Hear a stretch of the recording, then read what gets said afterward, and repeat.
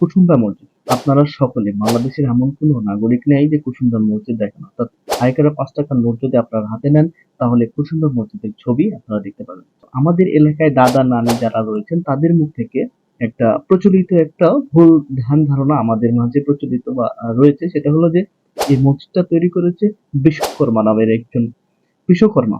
মানে ভুলভাবে আমাদেরকে উপস্থাপন করা হয় যে রাতারাতি আমাদেরকে বিশ্বকর্মাই এই মসজিদটি তৈরি করে দিয়েছে এবং এই কুসুমবা মসজিদের সংলগ্ন পূর্ব পাশে মানে মসজিদের পূর্ব পাশে যে একটা বড় দিঘি রয়েছে, এই দিঘিটাও নাকি বিশ্বকর্মায় এখানে মানে খনন করেছে এক রাতের মধ্যে।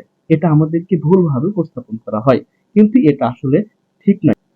এটা আসলে তৈরি করেছে বা নির্মাণ করেছে যখন বাংলায় আফগান শাসন শুরু হয়েছিল।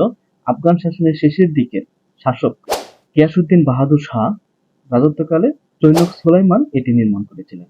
১৫৫৮ থেকে ৫৯ সালের মধ্যে এটি নির্মাণ করেছিলেন, অর্থাৎ ৯৬৬ হিজরিতে। এটা হলো প্রচলিত ইতিহাস এবং এই কুসুমবা মসজিদের ইতিহাস। কুসুমবা মসজিদ রয়েছে নওগাঁ জেলার মান্দা থানার অন্তর্গত কুসুমবা গ্রামে। নাম অনুসারে এই কুসুমবা মসজিদ নামকরণ করা হয়েছে। এখানেই ছিল সেই কুসুমবা মসজিদের ইতিহাস।